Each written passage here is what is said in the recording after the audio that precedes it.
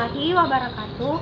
Halo teman-teman, perkenalkan saya Anissa Kurlia, NIM 19964111016, mahasiswa Universitas Negeri Makassar, Fakultas Ekonomi, Program Studi Ekonomi Pembangunan. Pada kesempatan kali ini, saya akan menjelaskan mengenai pasar tenaga kerja sebagai pemenuhan dari tugas ujian akhir semester mata kuliah Ekonomika Mikro 2. Hal pertama yang akan kita bahas adalah dasar-dasar penentuan upah. Sebelum kita membahas mengenai dasar-dasar penentuan upah, terlebih dahulu saya akan menjelaskan apa sih itu upah. Secara sederhana, upah adalah pembalas berupa uang dan sebagainya yang dibayarkan untuk membalas jasa dan sebagai pembayar tenaga yang sudah dikeluarkan untuk mengerjakan sesuatu. Dasar penentuan upah yang pertama yaitu tingkat upah umum yang dibagi menjadi upah real dan upah nominal. Upah real adalah kekuatan daya beli dari satu jam kerja. Misalnya ketika kita bekerja di suatu tempat dan kita mendapatkan upah, lalu upah ini digunakan untuk membeli barang kehidupan sehari-hari. Ketika upah real meningkat, kemungkinan daya beli seseorang akan ikut meningkat. Kemudian upah nominal adalah upah dalam bentuk rupiah. Peningkatan upah nominal belum tentu memengaruhi peningkatan dari upah real. Upah real dipengaruhi oleh inflasi, sedangkan upah nominal hanya sekedar angka-angka saja. Dasar penentuan upah yang kedua adalah permintaan terhadap tenaga kerja yang di dalamnya terdapat produktivitas marginal. Produktivitas marginal adalah bagaimana seseorang bisa berkontribusi terhadap usaha yang menimbulkan keuntungan. Semakin tinggi produktivitas marginal, maka tingkat tenaga kerja akan semakin turun karena penambahan orang akan menyebabkan kualitas output semakin baik. Produktivitas marginal bisa tinggi apabila para pekerja memiliki barang modal, teknologi, dan tingkat pendidikan yang tinggi. Produktivitas marginal juga dipengaruhi oleh perbandingan internasional.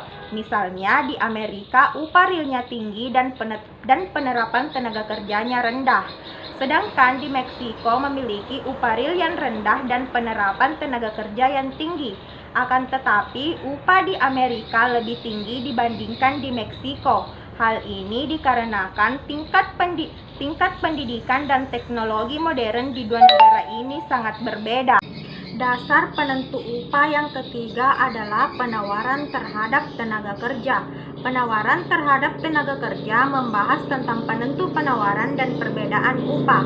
Penentu penawaran adalah jam kerja dan partisipasi kerja.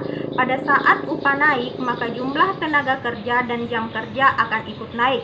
Namun, ada saat di mana kemungkinan seseorang lebih memilih upah tinggi tapi jam kerja dan tenaga kerjanya sedikit. Kemudian partisipasi angkatan kerja.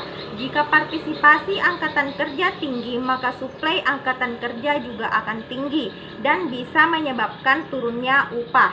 Penentu penawaran tenaga kerja lainnya yaitu perbedaan upah. Perbedaan upah yang dimaksud adalah setiap orang memiliki perbedaan upah tergantung dari jenis pekerjaan dan resiko pekerjaan yang dijalani seseorang.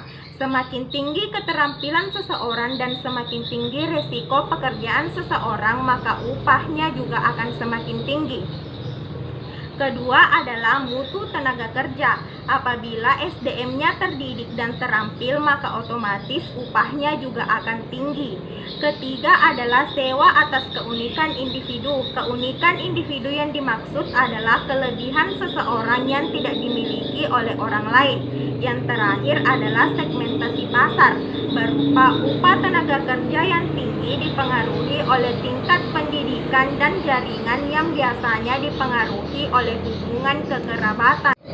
Pembahasan kita yang kedua yaitu mengenai ilmu ekonomi serikat pekerja.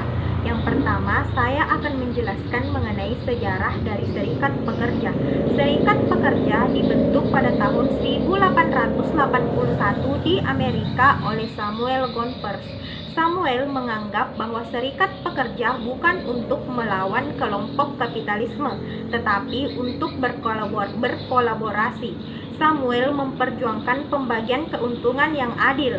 Dengan adanya serikat ini, maka terjadilah tawar-menawar dengan pemerintah secara kolektif, sehingga dikeluarkanlah Undang-Undang Pekerja dan ditetapkanlah upah minimum regional.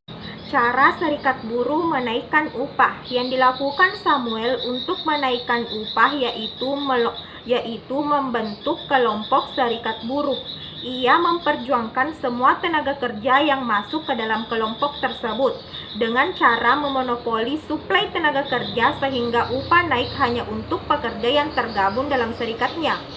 Hal ini menyebabkan terjadinya peningkatan pengangguran. Kemudian, pengaruh serikat pekerja terhadap upah dan lapangan pekerjaan.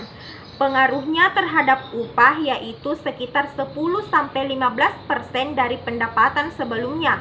Kemudian pengaruhnya terhadap lapangan pekerjaan yaitu peningkatan upah akan memengaruhi lapangan kerja.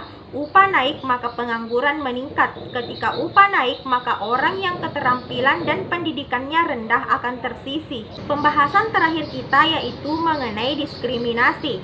Diskriminasi yang terjadi pada pasar tenaga kerja biasanya terjadi menurut perbedaan ras, suku, agama, dan lain sebagainya. Misalnya saja di Amerika orang-orang kulit hitam dikenal sebagai golongan paling rendah. Walaupun si kulit hitam memiliki pekerjaan yang sama dengan kulit putih, maka gajinya belum tentu sama. Biasanya gaji kulit hitam akan lebih rendah dibandingkan gaji kulit putih. Kesimpulan dari video yang saya jelaskan yang pertama adalah dasar-dasar penentuan upah dibagi menjadi tingkat upah umum, permintaan tenaga kerja, serta penawaran tenaga kerja. Yang kedua, serikat pekerja dibentuk pada tahun 1881 di Amerika oleh Samuel Gompers. Samuel menganggap bahwa serikat pekerja bukan untuk melawan kaum kapitalis, melainkan untuk mengajaknya berkolaborasi. Untuk menaikkan upah, Samuel membentuk kelompok serikat buruh.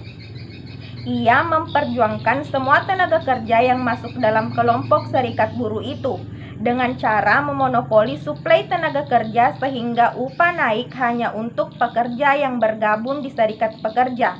Pengaruhnya terhadap upah yaitu sekitar 10-15% dari pendapatan sebelumnya. Peningkatan upah ini akan memengaruhi lapangan pekerjaan. Upah naik maka pengangguran meningkat. Kesimpulan yang ketiga yaitu diskriminasi tenaga kerja dapat didefinisikan sebagai setiap perlakuan yang berbeda ataupun tindakan pengecualian yang memiliki dampak buruk bagi pekerja yang disebabkan oleh adanya karakteristik yang berbeda seperti ras, etnis, suku, warna kulit, dan lain sebagainya. Teman-teman, itulah tadi yang sempat saya sampaikan mengenai pasar tenaga kerja.